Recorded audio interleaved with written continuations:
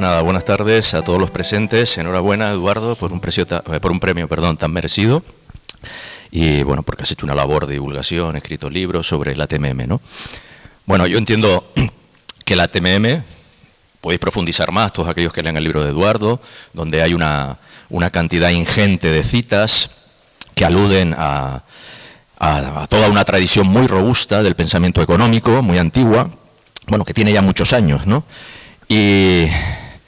Y bien, bueno, la teoría monetaria moderna, pues como el nombre dice, ¿no? Es una teoría económica, ¿no? Con una fuerte dimensión y unas fuertes consecuencias también para la política económica, que se sustenta en una concepción del dinero verdadera. Lo que digo no es baladí, porque los conceptos de dinero que suelen manejar casi todas las teorías económicas, me voy a atrever a decir que todas, las ortodoxas y buena parte de las heterodoxas.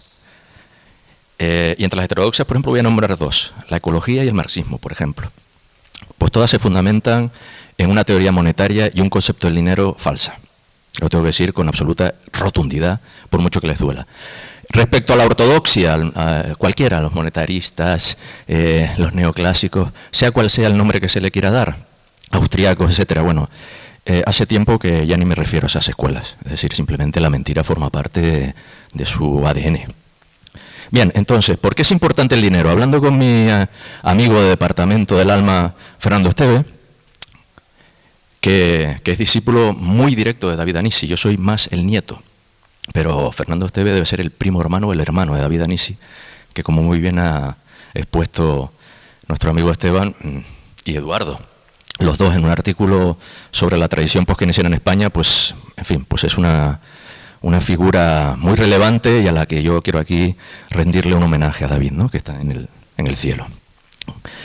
Y entonces, Fernando siempre habla conmigo y dice, es que nunca entiendo bien el concepto de dinero.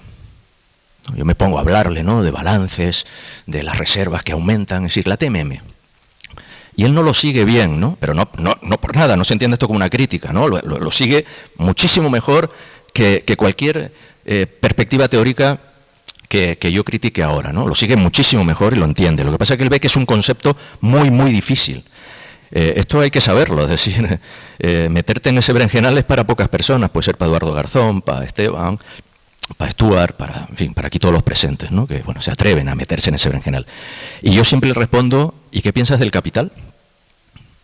Bueno, aquí estamos a la memoria de Ivan Robinson, que tiene el libro La acumulación del capital, ¿no? Que es un grandioso libro que todos debemos de leer y que precisamente uno de los capítulos ya avanza la teoría del dinero endógeno, la que luego Kaldor en el 71 expusiera. Lo cual quiere decir que las verdades están expuestas desde hace mucho tiempo, ¿no? Por eso Eduardo quizás no pare de dar citas, ¿no? En el libro, ¿no? Porque la verdad está ahí, la sepultan una y otra vez, pero la verdad sobre el dinero está ahí, pero no está ahí de ayer, está ahí de hace, yo qué sé, pues 100, 150 años o más. Y yo le digo, ¿y el capital? Dice, no, el capital es mucho más fácil de comprender. Bueno, pues alerta a los marxistas. El capital es muy difícil de entender. Joan Robinson, en fin, la madre de la economía poskeynesiana, en fin, es la maestra, ¿no? Las controversias del capital. Que la ganamos toda, ¿eh? La controversia del capital se ganó teórica y empírica, se ganó completamente. Bueno, aunque ganemos ya sabemos, ¿no? Es cuestión de poder. Siguen explicándolo. Da igual. Y, como yo digo, hay una controversia monetaria, que la ganamos también. La ganamos cuando Milton Friedman hizo lo que hizo. Y llevó a las economías al puro desastre, etc. Y Kaldor ya en el 71, recuperando ideas de Joan Robinson, pues lo dijo. Eso es una... En fin, no me voy a meter aquí porque no me quiero extender. Bueno, entonces, el dinero es el concepto más complicado si hacemos caso a Fernando Esteve. Por lo tanto, enhorabuena y felicidades a todos los que se han metido en ese berenjenal. Entonces, el dinero, vamos a ver. Yo ahí, la TMM es un neochartalismo, todos lo sabemos. A veces Marlo Laboa dice que es un postchartalismo, ¿no? Después un neopostchartalismo, ¿no? Y ahí se empieza a rizar el rizo. Bueno, yo lo que creo es que, como muy bien hace Eduardo en su libro, hay que ir al origen, aunque hayan orígenes anteriores. El origen es Knapp, 1905, el famoso libro con el que Keynes abre toda el Treatise on Money, casi, no sé si la mitad del primer capítulo, es toda la teoría de Knapp, del dinero chartal. Por lo tanto, yo creo que está clarísimo. Está clarísimo. El dinero es un subconjunto de los medios de pago y el dinero, si es dinero, es chartal. ¿Y qué significa chartal? que ya no se pesa, ya no se valora por el material, por la materialidad, que algunos llaman la mercancía, la mercancía. Bueno, ¿qué es la mercancía? La mercancía es la materia, lo que se pesa. Pero eso es un medio de pago, no es dinero. Y ahí nos están volviendo locos continuamente los unos con H y los otros sin H. Porque esto no es una cuestión de izquierda-derecha. Esto es una cuestión ya de verdad-mentira. Y a veces a la verdad-mentira juegan varios, ¿eh? Entonces, bueno, pues si el dinero es una señal y es una marca, ¿quién lo puede hacer? Hombre, pues se tiene que ser una cosa colectiva. Y dentro de los colectivos, ¿cuál es el colectivo que más poder tiene? Pues está clarísimo, es el Estado. El Estado es el único que, dotado de un aparato jurídico y de una fuerza militar y poderosa, ¿no?, que puede castigar, como muy bien aparece en Michelin, ¿no? No quiero la moneda, no quieres la moneda, cojo la caliente y te la pongo en la frente, ¿no?, como anécdota que cuenta el artículo de Michelin que cita mucho Eduardo en su libro. Bueno, pues es el Estado quien puede realmente, a través de un aparato jurídico, o lo que podemos llamar la proclamación, decir, bueno, pues el objeto que tiene estas marcas, que en alemán es Mark, o sea, pero se ve que el alemán de 1905, la marca, pues resulta que no era una palabra popular, y usa chartal, que es latina, le parecía, y hoy en día todos sabemos lo que marca perfectamente, o sea, que podría haber dicho el dinero marcado, o de la marca, de la señal. Bueno, pues ya está. Bien, ahora a partir de ahí, vale, el dinero chartal, bien, es un dinero simbólico, como dice Eduardo, a través de Schumpeter, pues ya está, en Platón estaba, el dinero es un símbolo, es una marca, no es por el contenido material. Eso la TMM, bueno, pues lo pone de una manera moderna. Y una vez que llegamos ahí, aparecen formas de dinero, pues pirámides de deuda, como lo quieras llamar, ¿no?, que también lo debate Eduardo. Pero vamos a ver, aquí aparece una cosa clara. El dinero estatal, si es estatal, es por aceptación. ¿Y qué significa por aceptación? Por aceptación quiere decir que el Estado lo admite en su caja como medio de pago. Es el Estado quien dice si vale o no vale. ¿Qué dice la TMM? Sirve para pagar impuestos. Es lo mismo. Y después, vale, pues ya tienes el dinero estatal. Evidentemente el Estado puede decir que admite en su caja lo que le dé la gana. En Cuba, por ejemplo, dólares te puede admitir, o puedes admitir Bitcoin, lo que a ti te dé la gana. Pero tiene que ser el Estado. Y si el Estado no lo admite, nada es dinero. Yo creo que ahí la TMM pues lo reformula, me imagino que a través de Randall Wright, porque yo estuve precisamente, cuando hice la tesis doctoral, que la leí en 2001, pues 4 o 5 años yo estuve en el Bar College, donde conocí a Randall Wright, donde conocí a Matthew Forstater, que he citado también mucho por Eduardo, que es maravilloso, Eduardo, Matthew Forstater, Estefanía, y ellos ya estaban en ese debate, en el debate del dinero del Estado y los impuestos, en todo el asunto de los impuestos que pues la TMM recupera. Y después una cosa que a mí me hacía mucha gracia, que es que riéndose de Friedman, del monetarismo, como los monetaristas dicen, no, la política monetaria es la de la cantidad de dinero, ¿no?, en esa mentira y ese absurdo de negar la realidad y la verdad, que es que la política monetaria es el tipo de interés. Pero bueno, ellos en esa época, pues, como los ortodoxos estaban locos, hablaban de expectativas racionales, pues decían cualquier cosa. Y claro, yo venía de España, que es un erial. España es un erial. Yo hace años estuve aquí, perdonad si me voy por las ramas, ya corto. Y entonces yo conocí a un economista joven, aquí, cuando nos reunimos para los economistas progresistas, y yo pensé que en España todos eran, no sé cómo se está grabando, no sé qué palabra decir, pero claro, en fin, un poquito serviles, ¿no?, a la ortodoxia, ¿no?, a lo que dice Minnesota, a lo que dice Chicago. No hay más que Chicago y Minnesota, ¿no? Y entonces alguien aquí habló y dijo, bueno, ¿y qué piensan ustedes de Minsky, ¿no?, y del trabajo garantizado? Yo casi me caigo de culo al suelo. Digo, pero aquí en España puede haber alguien que hable de Minsky. Bueno, pues hoy está aquí Stuart, ¿no?, que fue Stuart, y ahí digo, pero bueno, puede haber alguien que hable de Minsky. No me lo puedo ni creer, ¿esto qué es? Un milagro.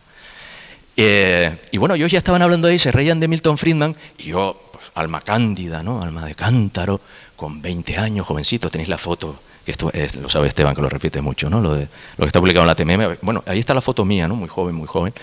Y yo me reía porque decía, claro, a mí en la universidad me enseñaron que la política monetaria es la cantidad de dinero y la política fiscal es la del gasto. Y claro, todo Randall Wright, todos se reían porque decían que la política monetaria es la política fiscal. Porque si hablamos realmente, que no es así, pero si vamos a hablar de la cantidad de dinero la crea la política fiscal, que es lo que dice la TMM luego. Claro, yo me quedé y digo, coño, pues sí que me han mentido. Pero me han mentido durante la carrera, pero requete bien, ¿no? Entonces, el dinero es, repito, el dinero es estatal por aceptación. Pero aquí falta algo, que es, pero el dinero es valutario, que también se cita en el libro de Eduardo, y hay que subrayarlo, pues muy fuerte, el dinero valutario, que lo dice claramente Randall Wright en una cita que puedes encontrar en el libro, cuando el Estado paga con ese dinero. Y claro, ahí es donde se coge fuerza. Porque ¿con qué dinero puede pagar el Estado? Y ahí viene el problema, ¿no?, de la soberanía, si puedes crear dinero. Claro, si creas dinero, desde luego, ya es por aceptación. O sea, si tú vas a crear dinero y a usarlo y está disponible rápidamente para que el Estado haga pagos con ese dinero, ni que decir, tiene que ser estatal. O sea, que el segundo concepto es mayor que el otro, ¿no? Entonces, bueno, yo creo que está, digamos, todo el fondo, ¿no?, sobre el cual se construye toda esta teoría, ¿no?, monetaria moderna, que todos vosotros sabéis mucho más que yo la explico en clase, cuarto, economía post-keynesiana, pero bueno, no. Claro, tengo que explicar 80.000 cosas, teoría del capital, teoría monetaria, dinero endógeno, 80.000 cosas. Para mí la TMM, pero para vosotros que la profundizáis más, sabéis más que yo, ¿no? Pero claro, esto de por aceptación y por uso del Estado, y desde luego es el Estado, la comunidad nacional, el Estado, al declarar un dinero estatal y después valutario, no es ninguna tontería, porque aunque la aceptación es muy reducida, quiero decir, es el Estado quien lo admite, contrariamente a lo que dicen los ortodoxos y los heterodoxos estos de otro tipo, ¿no? Porque ya digo, esto no es de ortodoxia a heterodoxia. Pues la cosa es que, claro, si el Estado lo usa y tiene ese poder, aunque sea una aceptación muy limitada, que es el pago de impuestos o cualquier otro pago que haya que hacer el Estado, pues lo que está claro es que al final puede acabar siendo de aceptación general. O sea, que no va de aceptación general a aceptación parcial, sino aceptación de un poder muy fuerte como es el Estado, que mediante imitación al final se hace general. Pero esto de que el dinero es lo que se acepta generalmente, ¿y cómo se llega ahí? Pues la figura del Estado es fundamental, eso está claro. Yo además ahí veo, claro, eso en los términos del origen, ¿no?, de NAP, yo ahí veo la teoría del circuito. Claro, una vez yo creo que ya saltas a la teoría del circuito, que es muy posterior, ¿no?, en los años 40, 50 en Europa, ¿no?, con todo lo que sabemos de Graziani, que ya lo he explicado, y llega ya por Pargués, yo creo que a través de Pargués, Marc Lavoie ya lleva a Estados Unidos y llega el Levy, y después, pues Stuart lo dice mucho, ¿no?, pero después es Warren Mosler, ¿no?, que combinado ahí, pues al final sale la TMM, porque luego yo cuando estaba allí nadie hablaba de TMM. Toda esta cuestión de los neochartalistas era una rama de los post-keynesianos, todavía no había aparecido como algo con tanta entidad. Y entonces aquí yo lo que creo es que, bueno, ¿qué sucede si el Estado crea dinero a través de un banco central? Pues hombre, pues que ya el poder que tiene, ¿no?, de la creación de dinero y su relación con la destrucción, pues claro, primero por creación, por destrucción, todo este juego de creación, destrucción de dinero, pues claro, eso juega y toma unas dimensiones enormes. Bueno, por no enrollarme, porque me estoy enrollando mucho. Otra cuestión, desde luego, las finanzas funcionales de Ava P. Lerner, por decir algo muy simple, ¿no?, que también está muy elaborado por Eduardo Garzón y por toda la TMM. Bueno, en los años ya posteriores a la guerra, ¿no?, pues bueno, pues en fin, ahí teníamos el poder los keynesianos. O sea, lo tuvimos alguna vez, o sea, no lo hemos perdido, pero lo tuvimos. Y claro, ahí ya no se podía admitir que no se podía hacer gasto público, ¿no? Entonces, bueno, ahí se retoman una serie de ideas, y Ava Lerner, ¿no?, yo creo ahí, ¿no?, pues que es muy reivindicado por la TMM, yo sé que Stuart habla mucho de él, Esteban, bueno, pues yo creo que habla de 3 elementos, ¿no?, los 3 elementos claves a la hora de, digamos, de concebir la política fiscal, ¿no?, que si hablamos en términos de Friedman es la política monetaria. Uno, el gasto, el déficit y la deuda. Y dice 3 cosas importantísimas que yo creo que la TMM, y si no Stuart me corregirá, lo dice con claridad. El gasto no es una cuestión de dinero, es decir, si el Estado crea el dinero es un absurdo, pero vamos, después claro, en fin, después te vienen, en fin, las cantinelas de siempre, pero bueno, ya es que aburren. Si el Estado crea el dinero no es un problema de dinero, es un problema de recursos reales que está muy dicho. O sea, pero vamos, es que eso es verdad, o sea, es que eso no es ni discutible. Segundo, respecto al déficit, ¿no? Bueno, basta solo escuchar YouTube, ¿no? Jope, ¡ay, Europa! La von der Leyen, la Brujan-Leyen, todos, de un lado, de otro, ahora 800.000 millones, no sé qué, automáticamente, déficit, inflación, ya está. Pero todos, es increíble, hace falta más TMM. Yo sé que es muy complicado, habéis luchado muchísimo, nadie, en fin, esto es como un erial, aquí hay sordos por todos lados, y yo aquí tengo que romper una pica por la TMM de España, porque son unos economistas tenaces ahí, luchando y luchando, contra viento y mar, a ver si descubrimos América. Yo os soplo un poco. Y que respecto al déficit, ¿vamos a seguir diciendo esto del déficit? Pues no. El déficit se valora por los resultados que son pleno empleo y, atención, estabilidad de precios. O sea, que se puede a lo mejor, no digo, yo no lo sé, no he hecho los estudios, 800.000 millones, y, hombre, yo prefiero que no sean armas, pero bueno. O sea, que se pueden hacer gastos. A lo mejor el programa de trabajo garantizado, que esa es otra cuestión que hablaréis. ¿Y qué pasa con la deuda? ¡Ay, la deuda! Bueno, aquí no me quiero extender. Yo demuestro en clase de economía post-keynesiana matemáticamente que eso converge. Es decir, hay un valor, si se quiere, hay un pleno empleo, se puede encontrar cuál es el ahorro potencial, Y el ahorro potencial dice que la deuda alcanzará ese valor de manera dinámica, con los Stoke Flow Consistent Model, que hemos trabajado tanto, ¿no? Y por lo tanto, eso no hay miedo. Y bueno, podría decir más cosas, pero me voy a callar aquí porque he hablado demasiado. Así que enhorabuena, Eduardo, por este premio. Disfruta mucho. Estamos en celebración de la Autónoma. Yo comparto con Eduardo, que somos profesores de la Universidad Autónoma de Madrid. Tampoco nos ha hecho mucho caso la Universidad Autónoma de Madrid. Lo tengo que decir. Tenemos que celebrar este premio en ECO, cuando teníamos que haberlo celebrado en La Corrala. Sí, en La Corrala teníamos que haberlo celebrado. Pero está privatizada la universidad, hay que pagar. ¿Lo sabéis? Hay que pagar. Porque el Estado no tiene dinero. El Estado no tiene dinero. Bueno, pues señores, enhorabuena Eduardo Garzón por este premio maravilloso, más que merecido. Disfruta del búho, que es una cosa, ya te contaré, el búho y sus sombras son mágicos. El búho tienes que ponerlo en sitios que le dé luz, para que genere sombras que te habla.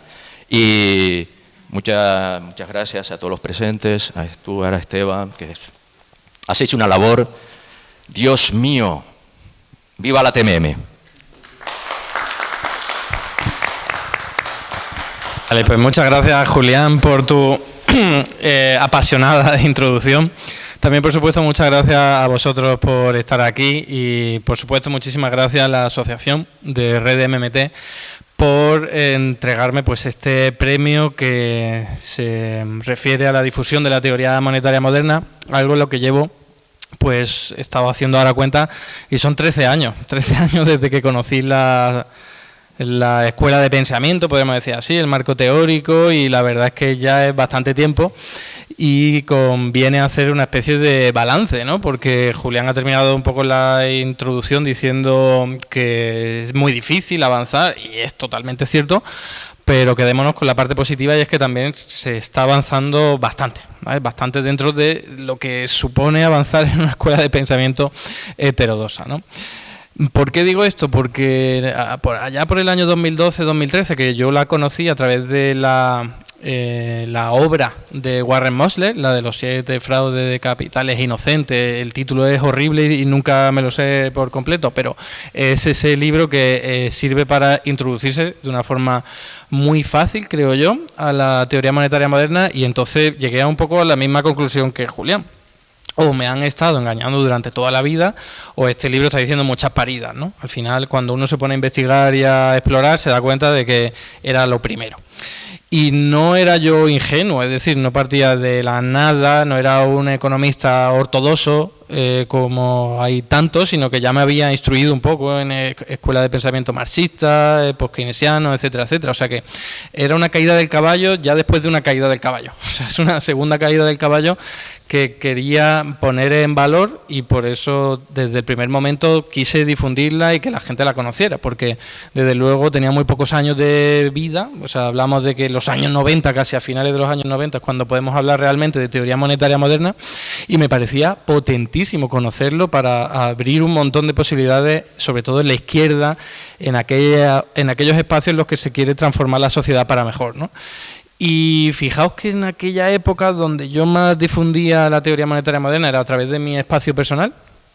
Saque de esquina se llamaba, ya ni siquiera existe, y difundía a su vez esos escritos a través de Twitter.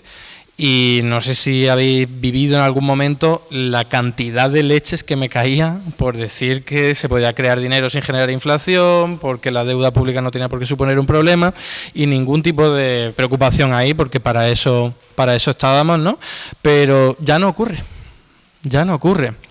Ya, al menos no en esa misma intensidad. Es decir, yo ahora puedo decir, después de 10 años y pico después, que crear dinero no genera automáticamente inflación, y ya no hay tanta burla, ya no hay tanto jiji, jaja, ya no hay tanto hastío, ¿no? o ataque. Entonces, eso puede verse también a que haya quizás cambiado desde luego el debate del espacio público, pero sin ningún lugar también tiene que ver con que hay gente que ya ha entendido eso, por la fuerza de nuestra pesadez, ¿no? A la hora de hablar de la teoría monetaria moderna, pero también por la fuerza de los hechos. O sea, cuando hemos visto que después de una gran crisis financiera se crea dinero a mansalva me refiero a desde 2008 sin que aparezca la inflación, y luego ocurre exactamente lo mismo con la pandemia y solo aparece la inflación por otro tipo de factores que no tienen que ver directamente con la creación de dinero, ahí ya la gente empieza a darse cuenta de que la realidad está dándole la razón a enfoques heterodoxos, ¿no?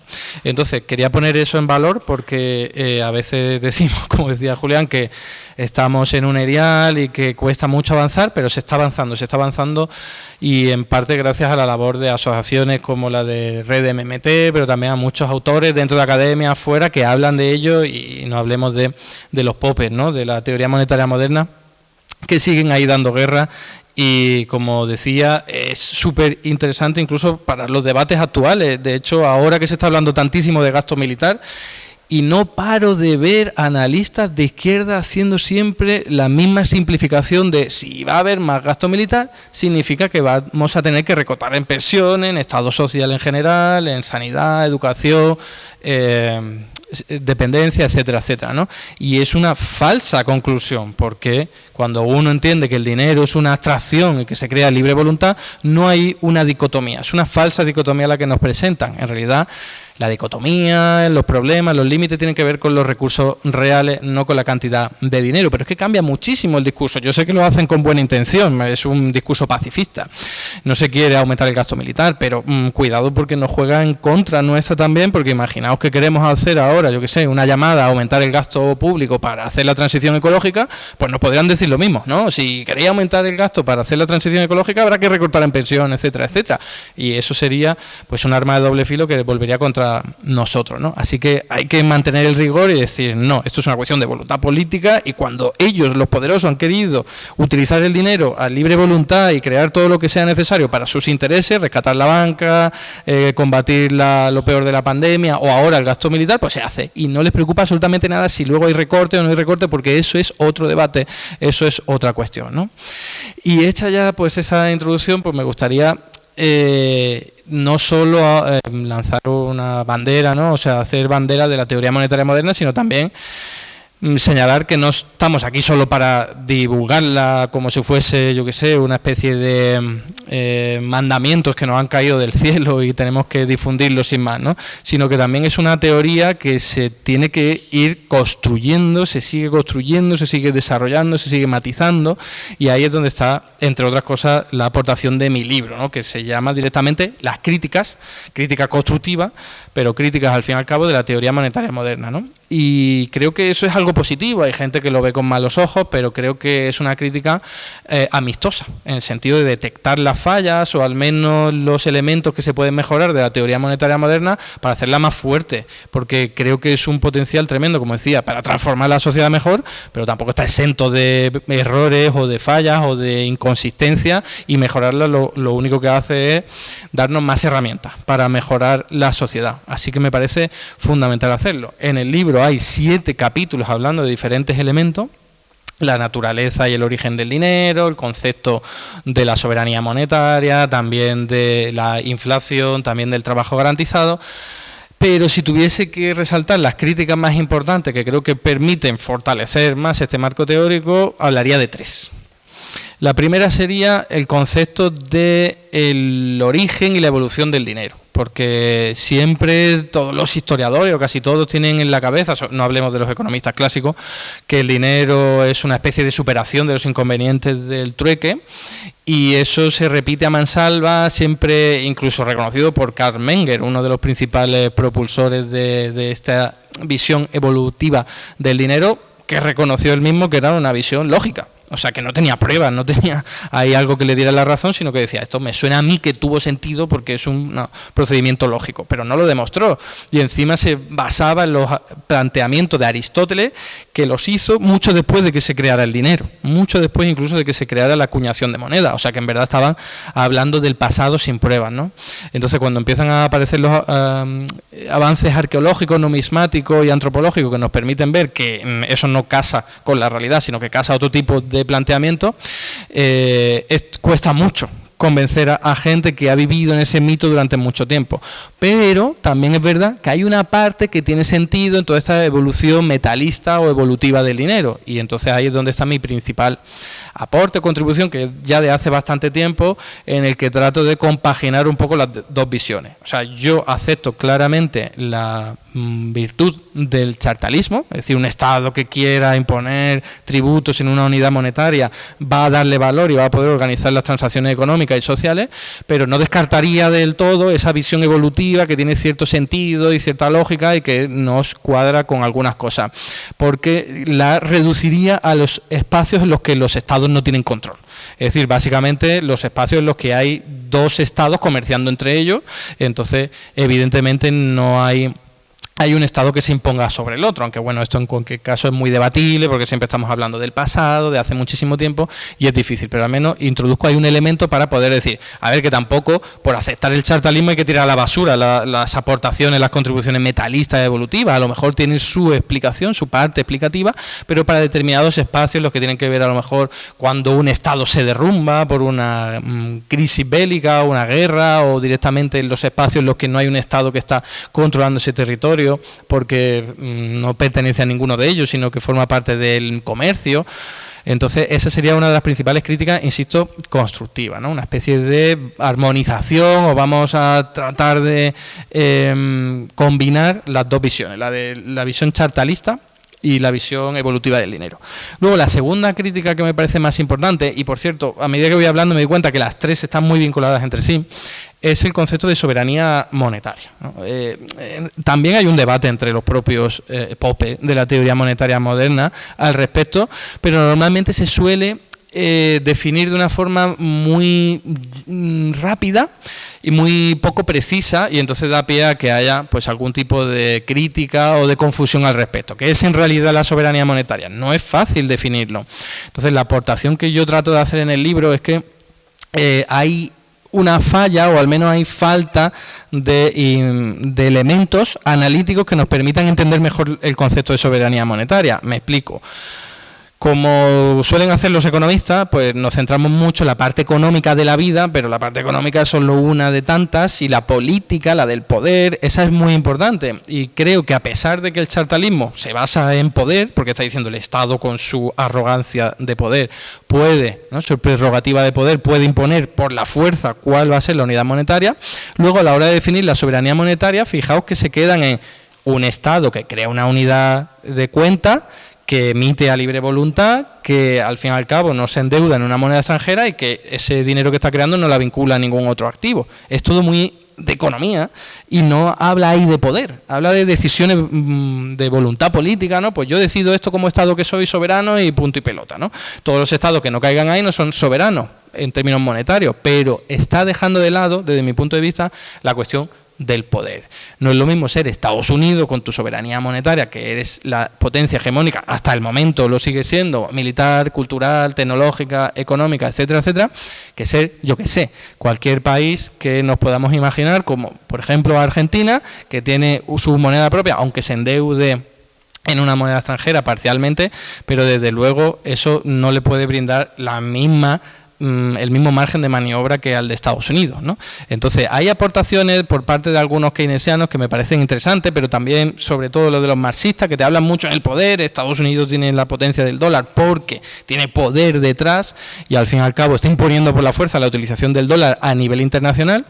Y fijaos que cuando uno tiene en cuenta eso, la clasificación que siempre hace la teoría monetaria moderna cambia, que es primero Estados Unidos, luego serían quizás las demás potencias como el Reino Unido, Australia y tal, y luego después de ella estarían incluso las economías que son pobres o están en desarrollo, pero que no han vulnerado esos preceptos de soberanía monetaria que decía, y luego después de ella está la eurozona, porque no, o cualquier país de la eurozona, mejor dicho, porque no tiene soberanía monetaria plena. Y sin embargo, cuando uno introduce el poder y el alcance que tiene, por ejemplo, la zona euro, el euro como elemento que lo simboliza, la cosa cambia. Que podemos estar todos más o menos de acuerdo en que España está en una mejor situación, aunque esté en una situación complicada, difícil por pertenecer a una unión monetaria absolutamente neoliberal, pero está en una mejor situación que, por ejemplo, un país del centro de África que no se haya endeudado en una moneda extranjera. y que tenga soberanía monetaria según esa definición, que ahora que lo pienso tampoco sé si hay muchos por ahí, pero imaginemos que hay algunos, entonces en realidad España tendría una mejor situación, a pesar de no tener soberanía monetaria según esa definición. Por lo tanto, creo que enriquece el concepto introducir la cuestión del poder, ¿no?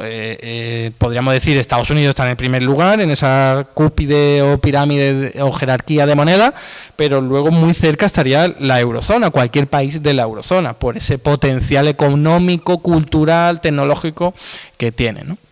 Y luego la tercera crítica, muy relacionada con todo lo anterior, es que las aplicaciones de la teoría monetaria moderna, que ya sabemos que la única aplicación sería, oye, pues ese 20% del total, que es el trabajo garantizado, el resto es simplemente una descripción de cómo funcionan los sistemas monetarios modernos, pues no tiene la misma, el mismo alcance, el mismo potencial en un país de los potentes en esa jerarquía de monedas que en un país mucho más débil, ¿no? Entonces, por seguir con los mismos ejemplos, Estados Unidos está en la mejor situación posible y por eso también desde allí ha triunfado mucho más la teoría monetaria moderna para poder decir, pues trabajo garantizado, me preocupo solo de esto y paso del tema del dinero que va a tener esta moneda en comparación con otras, porque al fin y al cabo puedo introducir tanta cantidad de dólares como prácticamente quiera sin que vaya a perder su valor, porque te van a aceptar los dólares en el extranjero para guardarla de reserva internacional, para comprar otros activos, para los intercambios comerciales, o sea que al fin y al cabo eso está asegurado. Y luego tendríamos pues, la situación opuesta en la que estarían países como Argentina, por seguir con el mismo ejemplo, en el que tienes que tener muy presente cuál va a ser el valor de tu moneda en relación a la que se utiliza a nivel internacional, ¿no? Entonces eso cambia las cosas, porque en Argentina no pueden decir ahora de la noche a la mañana. Imaginemos que ya ni siquiera tuviesen deuda en dólares, que eso es lo que de verdad es una losa para una economía como la Argentina y otras muchas, ¿no? Pero imaginemos que no tuviesen esa losa.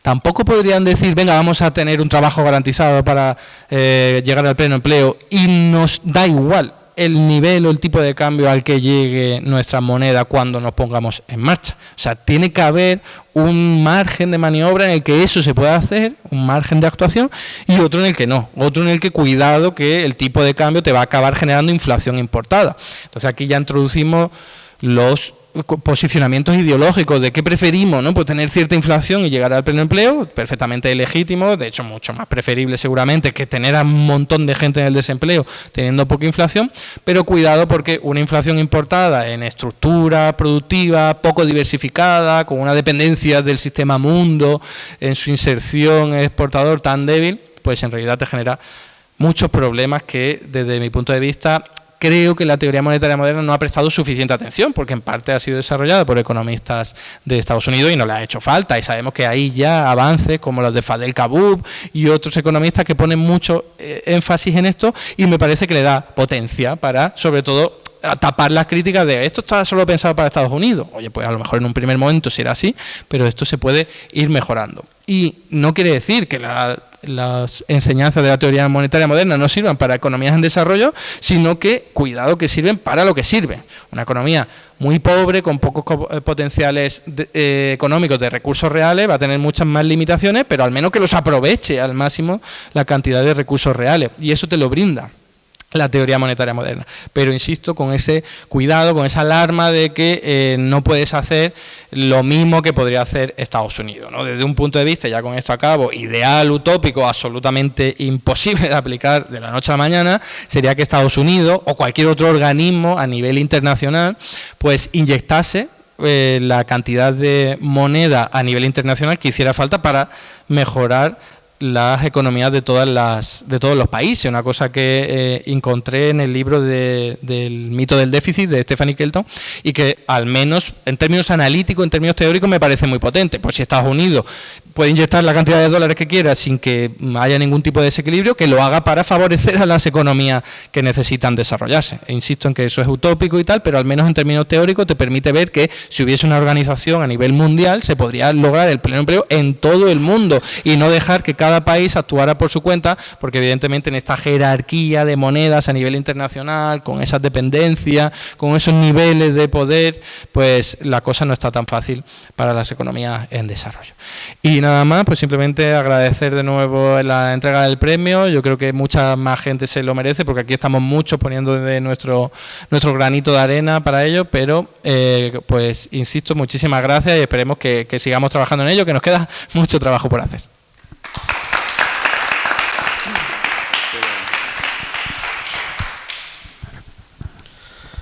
Bueno, agradeceros a todos los que estáis aquí, a los compañeros de Red de PPT por la organización del acto y a Eduardo por su magnífica labor que hoy pues premiamos con el premio Joan Robinson, muy merecido por la tremenda labor de divulgación que hace. Su YouTube, en YouTube realmente tiene vídeos todos los días, no sé cómo lo hace, no sé cómo tiene tiempo para tanto, pero no solo de lo que es la actualidad y la teoría monetaria moderna, sino que estamos aprendiendo con él muchísimo de todos los economistas y enfoques afines que permiten complementar también y poner en diálogo a la teoría monetaria moderna, pues con la economía institucionalista, la economía postkeynesiana, la economía ecológica y bueno, realmente hace una labor magnífica. Bueno, con respecto a las cuestiones que ha dicho, efectivamente su libro es una buena guía para conocer las críticas que ha habido y hay sobre la teoría monetaria moderna, muchas de ellas malentendidos, que bueno, han sido contestados y se ha visto que había simplemente una cuestión de terminología, una cuestión de grado o era una cuestión instrumental, como pasa con la hipótesis de consolidación, que también ha sido otra de las críticas comunes que Eduardo pues trata en el libro y que no ha mencionado ahora, que se ha centrado en tres críticas concretas. Y bueno, creo que además de críticas también ha habido un avance en cuanto a comprensión y acercamiento de posiciones. En estas críticas, a lo largo del tiempo, cuando han sido contestadas y han tenido diferentes rondas y ha habido pues nuevas aportaciones que han partido de estos debates, muchos de estos economistas dicen, sí, estoy de acuerdo en este planteamiento desde este enfoque, ahora que hemos aclarado este punto, y creo que necesitamos complementar el enfoque de la teoría monetaria moderna con esta otra cuestión.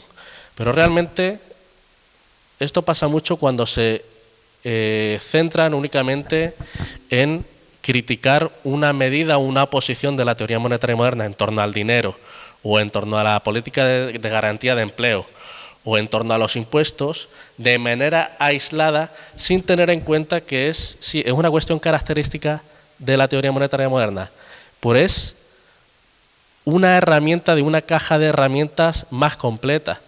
Por ejemplo, muchas veces se habla de la aplicación de la garantía de empleo en el vacío. Cuando la aplicamos o cuando se plantea aplicarlo a países en desarrollo, evidentemente la aplicación va a ser diferente al país con la divisa de reserva internacional como es Estados Unidos o con divisas fuertes.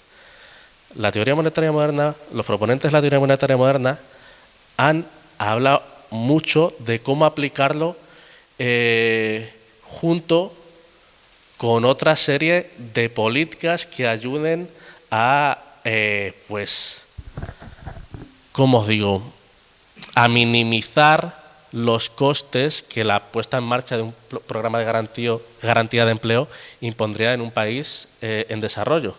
¿Cómo qué? Pues como controles de capitales, sustitución de importaciones, otras políticas complementarias, controles de precios. A nivel financiero, muchas veces se habla, no, es que la teoría monetaria moderna se basa en exceso en el dinero estatal, que se plantea muchas veces, incluso han llegado a decir que plantea una teoría de dinero exógeno, cuando realmente es, no diría solo una extensión de la teoría del circuito monetario bancario franco-italiana al circuito estatal, sino una síntesis o un enfoque general que integra el circuito monetario estatal y el circuito bancario. De ahí sale cómo explican, por ejemplo, cómo fijan las economías modernas el tipo de interés y cómo se coordina la política monetaria y fiscal para lograr el tipo de interés objetivo de los bancos centrales que, bueno, ha explicado también muy bien Eduardo en el libro, y como por ejemplo la UA, que siempre se le menciona con respecto a la teoría monetaria moderna por su friendly critic. La UA, por ejemplo, también ha dicho que ha estudiado no hace mucho esta cuestión del papel de las reservas en el Banco de Canadá. La UA, como sabéis, es uno de los pioneros del dinero endógeno y uno de los responsables de introducir la teoría del dinero franco-italiana a Estados Unidos y realmente al resto de la economía post-keynesiana. La UA también ha pues reivindicado que esta extensión del dinero endógeno, el componente vertical, sobre el cual también hubo mucha crítica por utilizar este término, como la primera vez que vio el papel de la política fiscal para mantener el objetivo de la política monetaria de los bancos centrales y cómo se coordinaban, porque no había otra manera de hacerlo, el Tesoro y el Banco Central para este objetivo de la política monetaria, lo leyó por primera vez en Soft Currency Economic de Warren Mosler. O sea, que ciertamente ha habido bastante aceptación a lo largo de los años y a lo largo de los diferentes debates que ha habido en estos pues casi 30 años que la teoría monetaria moderna surge como enfoque, y que bueno, va a haber más debates sobre los que seguir avanzando. Lo que vengo a decir es que muchas críticas se quedan solo en el concepto o planteamiento aislado sin tener en cuenta lo que es el marco global de análisis, que tiene muchas series de observaciones complementarias que ciertamente los economistas de la teoría monetaria moderna en la mayoría de las ocasiones han hecho. Se conocen los trabajos, por ejemplo, de Tim Moyne y Mosler sobre los principios básicos de la teoría monetaria moderna, pero no se conocen tanto sus trabajos sobre cómo hay que regular el sector bancario, por ejemplo. Esos trabajos, que habitualmente no se tienen en cuenta, forman parte también de este análisis global de la implantación de las medidas estrella, por así decirlo, los planteamientos nucleares de la teoría monetaria moderna. Planteamientos que, aunque no se estén diciendo continuamente en los principales trabajos que se citan, sí se tienen en mente y sí se tienen en consideración, y sí se habla de cómo refuerzan y son reforzados a su vez por la puesta en marcha de una garantía de empleo o por ser conscientes de cómo la naturaleza del dinero es pues una cuestión social, una cuestión institucional, una cuestión de poder, una cuestión estatal, ¿vale? Hay mucho sobre lo que trabajar, un paradigma que realmente 30 años no son nada. Tenemos un paradigma enfrente, el neoclásico, que lleva construyéndose pues desde la revolución marginalista. Hubo un periodo ciertamente de pluralidad, pero desde la Segunda Guerra Mundial prácticamente no hay otra cosa. Y creo que, y los post-keynesianos esto también lo han valorado, la teoría monetaria moderna ha sido capaz de introducirse por las grietas de la sabiduría convencional y alcanzar muchos puntos de este sentido común, de esta mitología neoclásica que ahora están siendo pues discutidos y que no están siendo simplemente presupuestos como siempre.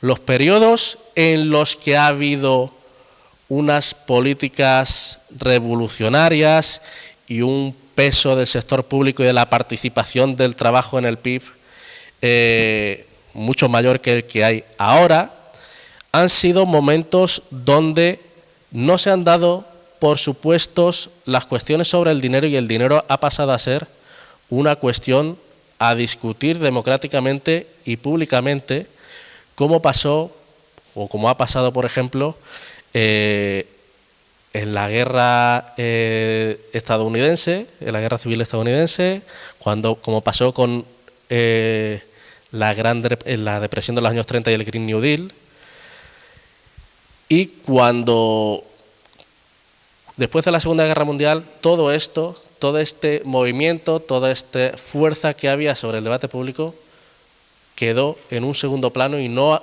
ha vuelto a recuperarse hasta que ahora se está volviendo a recuperar. En estos, ya no es solo el enfoque de la teoría monetaria moderna en sí. Eduardo mencionaba la fuerza de los acontecimientos. Muchas de las cuestiones que decimos sobre cómo un Estado no puede quebrar en la propia deuda en la que emite, por ejemplo, o que siempre se puede, que las restricciones son reales y no financieras, todo esto lo han dicho, lo han salido a decir como parte de su estrategia de comunicación para crear confianzas con las políticas monetarias no convencionales, todos los bancos centrales del mundo. Esto también probablemente, esta estrategia para proteger su propio paradigma y crear confianza y fijar pues las expectativas de los agentes sobre el dinero o las reservas, mejor dicho, que estaban inyectando a mansalva en los bancos para mantener el precio de los activos financieros, también nos ha dado pues cierto aceptación o cierto sentido de lo que decíamos a nivel general. Pero es que también lo que decimos del papel de la política fiscal, de cómo la política fiscal debe ser el principal elemento de gestión de la política macroeconómica, tanto para el pleno empleo como para la estabilización, acompañada, no solo se trata de los impuestos, sino acompañada también de políticas de precios pues, y restricción de capitales, en función de el país en el que tengamos que aplicarlo, ¿no? Y en función de pues lo conveniente que sea, que no es solo la política estrella aislada, sino que hay una caja de herramientas para utilizar de manera complementaria para que funcione, ¿vale? Y que tenemos que utilizar, evidentemente. Bueno, me estoy perdiendo porque me estoy enrollando muchísimo, pero bueno, lo que vengo a decir es que desde los acontecimientos, la propia teoría neoclásica, con su perdición en torno a qué hacer con la política monetaria, como hemos visto durante la crisis financiera, como también el papel de otros elementos, como por ejemplo la histéresis, las cicatrices que quedan en la producción potencial cuando ocurre una crisis como la que hemos sufrido, o el estancamiento secular, ellos mismos estaban a favor diciendo que era el momento de abandonar, dejar aparcada la política monetaria y que era el momento de probar pues nuevos planteamientos de política fiscal. Y creemos que también en esa apertura de alternativas también ha entrado la teoría monetaria moderna muy bien, exponiendo cómo tenemos un nuevo estabilizador automático como es el programa de garantía de empleo frente a otras políticas discrecionales que han estado en boga a lo largo de todos estos años, como por ejemplo el dinero en helicóptero o la renta básica universal. Ese momento de apertura a nuevas opciones de política fiscal también han ayudado a introducir pues en el debate la teoría monetaria moderna y que llegásemos a una audiencia, a un público pues interesado en ello. Y creo que hay que seguir avanzando por allí. Y realmente, a día de hoy, muchos que creíamos estos años de atrás bastante reacios a tomar el enfoque de la teoría monetaria moderna, a día de hoy, ya están trabajando con lo que estamos planteando. Por ejemplo, tenemos a día de hoy a investigadores sobre el decrecimiento que ya utilizan el marco analítico de la política monetaria, de la teoría monetaria moderna. Tenemos a Jason Hickel y su equipo en Barcelona, no sé, Georgios Kallis creo que también está trabajando. Bueno, Jason Hickel seguro, porque lo he leído hace poco, pero también he leído trabajos de otros autores de economía ecológica al respecto, ¿vale? Pero también he leído pues trabajos de circuitistas que al principio eran reacios y tenían críticas sobre el programa, la aplicación del programa de garantía de empleo. A día de hoy ya lo están planteando abiertamente como una opción factible de política fiscal a probar. En sus modelos, cuando se están aplicando modelos de cómo funcionaría en este modelo, en un modelo stock flow consistent o en el supermultiplicador como gasto autónomo, un programa de garantía de empleo frente a otras opciones de política, están viendo, con todas las limitaciones que suponen los modelos y el cierre de los supuestos elegidos, que es una opción que en estos modelos supera los resultados de las otras opciones. Pero es que estos modelos muchas veces no tienen en cuenta el papel sobre la productividad social como fenómeno social. La productividad no es una cuestión independiente del propio trabajador, sino social, de cómo cuidarnos, de cómo introducir programas de garantía de empleo, movilizar recursos reales para atender una serie de necesidades que nos liberan como sociedad, permite que hagamos las cosas de una forma más eficiente. Eso también es una forma de reducir costes económicos que hoy tenemos, pero también de mejorar la productividad global. Todas estas cuestiones son muy difíciles de añadir y de introducir en los modelos, ¿vale? Hay que tenerlas en cuenta, pero ya vemos cómo hay mucha gente trabajando en esto, o cuestiones simplemente de Parguez decía, bueno, es que el circuito, en la teoría del circuito, el circuito siempre se debía cerrar, pero si planteamos el circuito estatal, la política fiscal a partir del gasto estatal, esto en un paper de 2022, creo, con Thiebaud, creo que se llama, decía, el gasto estatal no tiene por qué cerrarse, no tenemos que detraer de la economía a través de impuestos todo lo que se ha ingresado a través del gasto. El circuito estatal se puede quedar abierto. Es una alternativa al endeudamiento continuo en diferentes periodos que tenía el circuito como explicación pues general de cómo funcionaba el capitalismo, ¿no?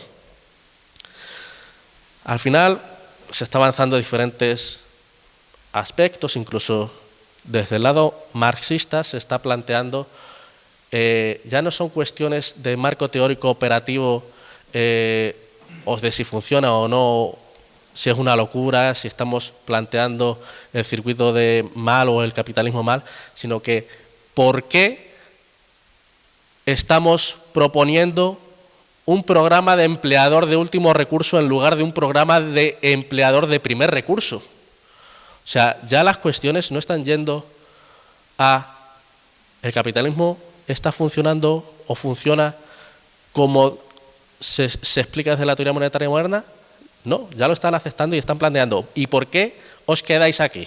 ¿Por qué os estáis quedando en la figura de empleador de último recurso y no estáis yendo más allá? O sea, en los últimos años, el papel o la aceptación o la... ¿cómo os digo yo? Como se ve la teoría monetaria moderna, ha cambiado entre los propios críticos, pero también entre la gente que nos miraba reacios a entrar a discutir con nosotros y a aplicar nuestro enfoque. Se está haciendo.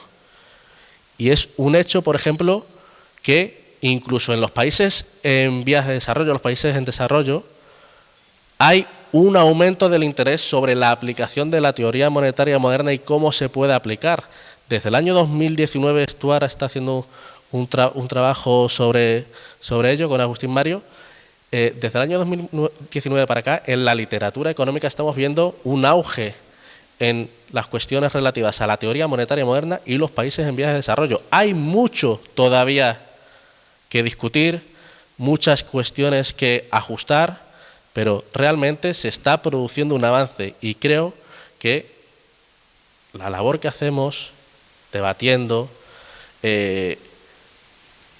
arriesgándonos también en la investigación, porque es un riesgo al final, no publicas de la misma forma publicando trabajos neoclásicos que trabajos en un enfoque heterodoxo, especialmente la teoría monetaria moderna, que siguen siendo en muchas ocasiones, desde muchos ámbitos heterodoxos, reacios a ella todavía.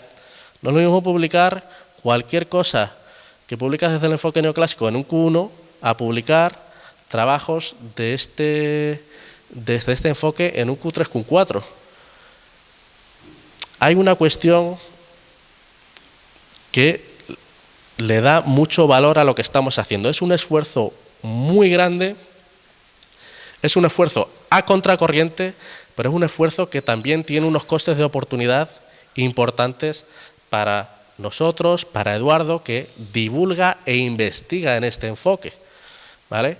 Y bueno, como no quiero, he hablado muchísimo, ¿vale? Simplemente lo dejo aquí y agradecer a Eduardo y muy merecido el premio. He hablado muchísimo. ¿Se oye, no? Bueno, pues oye, muchas gracias, Esteban.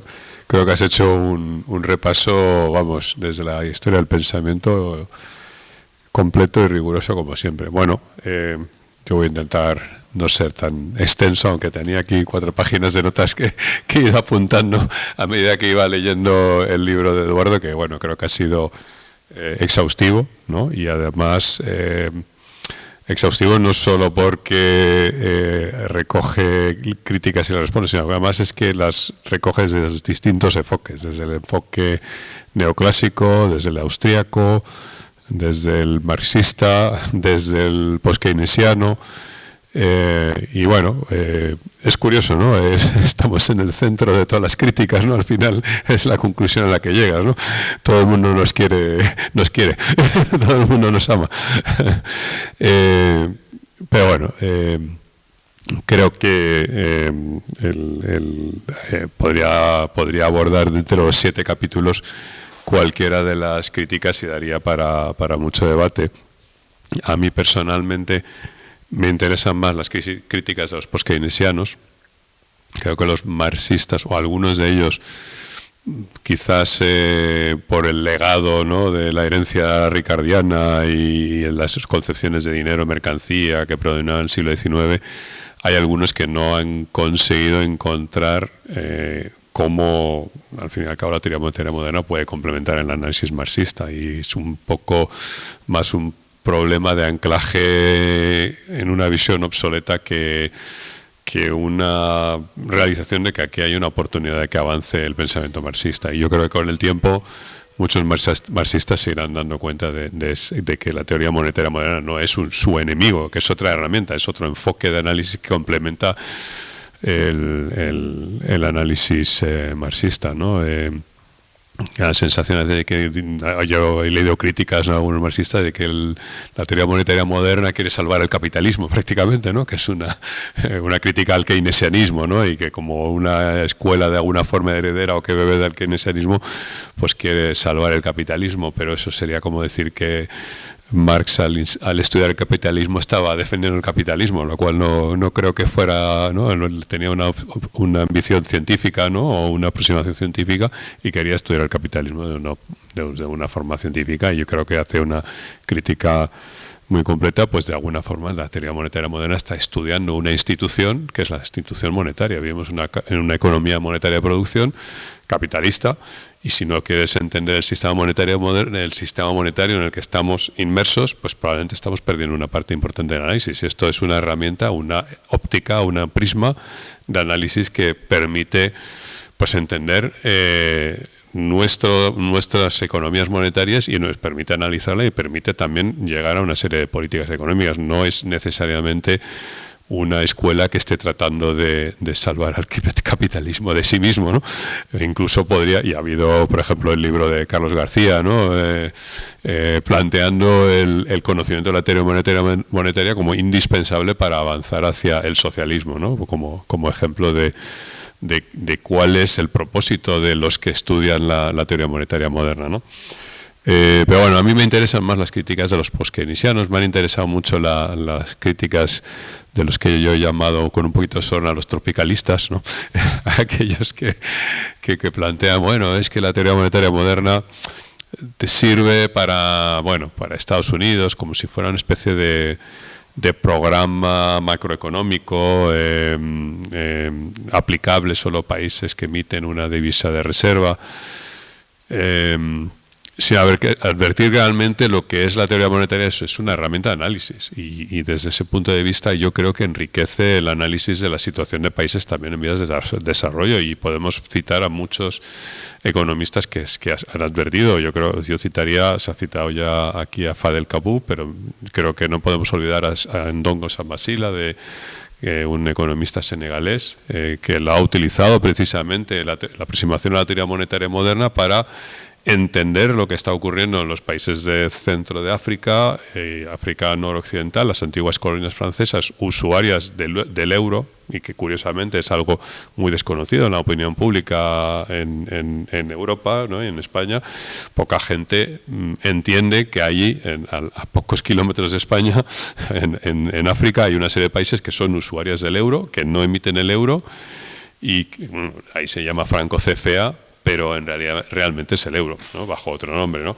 Y sin embargo, pues nadie ha advertido la relación entre el subdesarrollo de estas economías centroafricanas y norteafricanas con las dificultades de consolidar un sistema monetario propio, una verdadera independencia o una verdadera soberanía monetaria, si queremos usar ese término, que por cierto Warren Mosler, el propio Warren Mosler, no le gusta. O sea, Warren Mosler dice que no le gusta el término soberanía monetaria y que dice que oscurece el debate. Él prefiere hablar de monopolista de la divisa. Evidentemente el monopolista de la divisa es el único que emite esa divisa y por tanto, bueno, pues si consigue controlar un territorio donde los recursos disponibles se pueden comprar con esa divisa, pues tiene evidentemente la posibilidad de movilizar todos esos recursos, y eso es básicamente de lo que está hablando la teoría monetaria moderna, ¿no? Es de la capacidad que tiene un Estado de movilizar sus recursos y qué tipo de políticas se pueden aplicar para movilizar esos recursos y dejarlos ociosos, ¿no? Y creo que gran parte del debate con los tropicalistas, ¿no? Que dicen, bueno, es que hay una jerarquía de divisas en el mundo, ¿no? Encima está la divisa del país más poderoso del mundo, Estados Unidos, luego estamos nosotros pobrecitos que no podemos hacer gran cosa, que en el fondo predican una cierta resignación, lamentablemente, ¿no? Es la crítica que yo les devuelvo, ¿no? Es decir, ¿qué alternativa me das? O sea, me estás diciendo que Argentina, por decir algo, Argentina no puede emitir deuda en su propia divisa, porque nadie quiere ahorrar en ella. Bueno, allí creo que están cayendo primero en varias falacias. Por ejemplo, están cayendo en la falacia de los fondos prestables, por ejemplo, ¿no? Y yo creo que eso hay que digamos, por lo menos denunciar esa incoherencia en la que están cayendo algunos postkeynesianos, ¿no? Estás hablando de que el Estado argentino tiene que conseguir fondos del sector privado, ¿no? Esto yo creo que hay que hacer una reflexión sobre esto, ¿no? Es decir, al final los fondos los crea el Estado vía gasto público. Está hablando de fugas de capitales, pero los capitales no huyen a ningún lado. O sea, los saldos en pesos están en un ordenador en el Banco Central de la República Argentina y los saldos en pesos emitidos por los bancos argentinos están en un ordenador, son apuntes contables en unos ordenadores. No pueden huir a ningún lado. O sea, si hay una emisión si hay una compra o un pago a sueldos de funcionarios o compra de bienes por el Estado argentino y alguien le está entregando esos bienes y a cambio está recibiendo saldos en pesos argentinos, es porque los quieren. Alguien ha aceptado esa transacción y la ha encontrado beneficiosa por algún motivo. Por tanto, la falacia de los fondos prestables no puede ser aplicable, ¿no? Hay una cierta inversión a la causalidad, ¿no? Es decir, ¿no? Es que el peso digamos, el gobierno argentino no puede endeudarse o no puede emitir deuda en pesos porque nadie acepta el peso, pero en realidad hay una inversión a la causalidad. Es el propio Estado argentino el que está socavando su soberanía monetaria, ¿no?, con esa emisión, sobre todo en la época de Macri, de deuda en dólares, ¿no?, que fue el segundo mayor emisor de deuda en dólares del mundo después de Estados Unidos, lo cual es un poco absurdo, ¿no?, puesto que Argentina no emite el dólar, emite el peso argentino. Entonces, bueno, quiero decir que al final esa crítica, no, es que debido a la jerarquía de divisas, pues Argentina no puede aplicar un plan de empleo garantizado, no puede aplicar políticas basadas en la aproximación en las finanzas funcionales. Creo que parten de una cierta resignación que en el fondo creo que tratan de eludir, o creo que es el gran problema que tienen, de eludir el problema del conflicto distributivo en el fondo, ¿no? Es decir, y creo que de alguna forma lo apuntas en alguna de las respuestas a las críticas. Es decir, bueno, me estás diciendo que el Estado argentino no puede movilizar todos los recursos de su economía, tiene que dejar recursos ociosos porque hay una limitación a la hacienda funcional, pero en realidad lo que me estás diciendo es que no quieres abordar un conflicto distributivo, no quieres abordar las alternativas que te planteamos, ¿no? Tú estás defendiendo en realidad una serie de políticas muy cercanas a la ortodoxia de defensa de un tipo de cambio sobrevalorado, de un superávit en la balanza comercial, que exigen al final dejar a una parte de la población o sacrificar a una parte de la población, dejarla desempleada, con argumentos de que la alternativa puede ser una mayor inflación. No digo que sí ni que no, pero en realidad lo que estás haciendo es eludir el conflicto distributivo, ¿no? Esto creo que es el contraargumento en el que deberíamos centrarnos, ¿no? Me estás planteando un determinado modelo de desarrollo basado en exportaciones, ¿no?, que es el que utiliza China o el que utiliza Corea del Sur, ¿no?, para desarrollarse, ¿no? Pero podemos abrir el debate sobre otros modelos de desarrollo no basados en la exportación y en la represión salarial. Creo que esta es la pregunta que la TMM le lanza en la cara a la ortodoxia, pero también a muchos poskeynesianos y que no quieren entrar a abordar, ¿no? Es decir, yo tengo que defender un tipo de cambio elevado, sí, pero defender un tipo de cambio elevado, ¿por qué, no? ¿Y para qué? Pues evidentemente pues en interés a lo mejor de algunos grupos sociales en contra de otros grupos sociales, ¿no? Y esta es la invitación que yo hago a todos los críticos de la TMM, ¿no? Pensemos en las alternativas. Si las propuestas que se hacen desde el campo de la teoría monetaria moderna os parecen inapropiados para un país en desarrollo, decidme cuál es vuestra propuesta y que sea una propuesta, a ser posible, inclusiva y que no se base en dejar ociosos una cantidad importante de recursos y en dejar desempleada una parte importante de la población, ¿no? Por ejemplo, hay una aportación que yo creo que es relevante de Warren Mosler, que se ha abordado muy poco, quizás porque Warren Mosler no es académico y publica poco. Y cuando además publica en abierto, que tiene bastante generosidad por otra parte. O sea, él no cobra nunca por escribir o por publicar un capítulo, él siempre regala su obra y la deja en abierto en su propia página web para que cualquiera pueda consultarla, y él siempre está abordando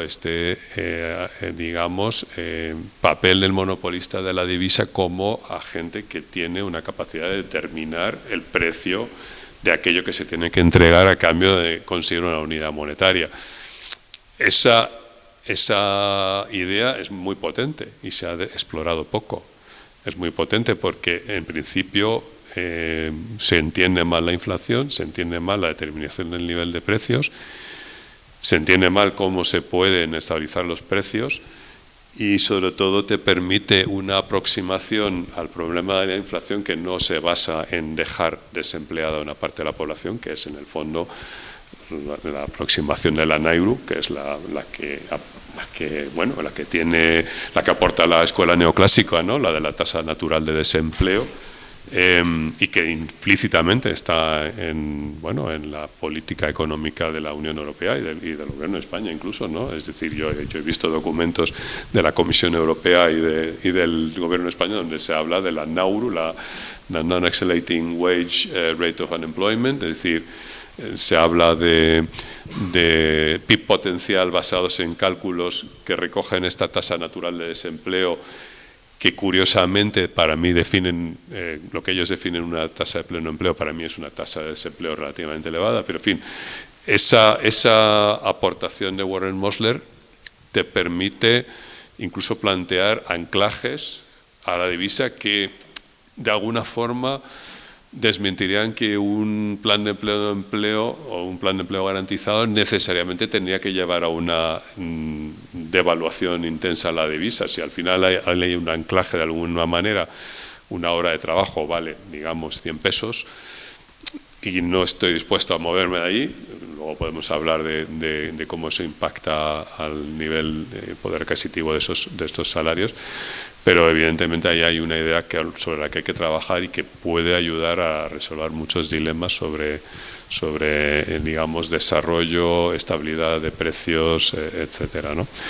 En definitiva, yo creo que la teoría monetaria moderna pues tiene mucho trabajo que hacer también, o sea, estoy de acuerdo en que hay que hacer mucho trabajo en el campo de la economía del desarrollo y que ahí hay todo un campo abonado para investigación. Ahí hay que citar también a Agustín Mario, que creo que también está haciendo una labor en Argentina precisamente muy importante. También hay algunos investigadores en Brasil, Negreiros, que estuvo aquí hace poco, por cierto, en Madrid, y algunos más. Y que, bueno, pues creo que hay economistas también chinos ahora, ¿no?, trabajando con Randall Wray, entendiendo el modelo mercantilista chino y sus consecuencias y cómo China puede pasar a otro tipo de modelo de crecimiento económico. Es decir, hay un campo abonado para la investigación y, digamos, este libro de Eduardo, perdón, Alberto es tu hermano,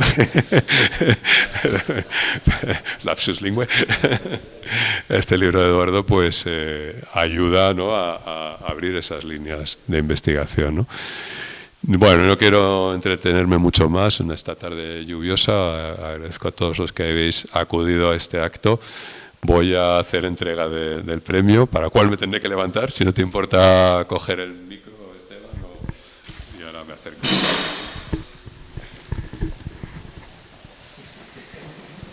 Lo tenías que haber traído más cerca.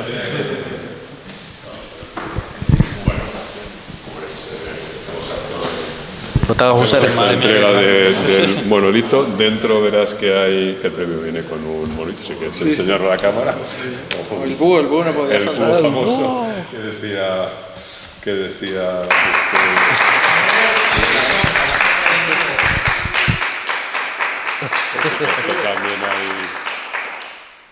también hay un premio económico, por supuesto, que si no sería un premio más.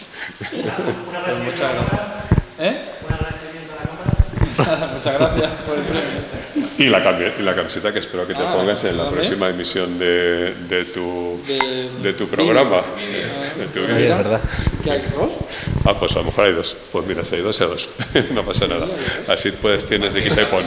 Ya en los próximos 2 vídeos vas a tener que ponerte la camiseta. Pues muchas gracias, de verdad.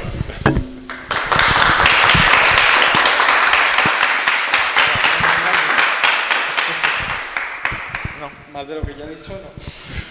Bueno, pues ya cerramos el acto con la entrega del premio.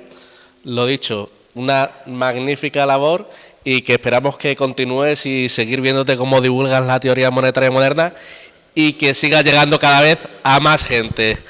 Bueno, pues gracias a todos por venir.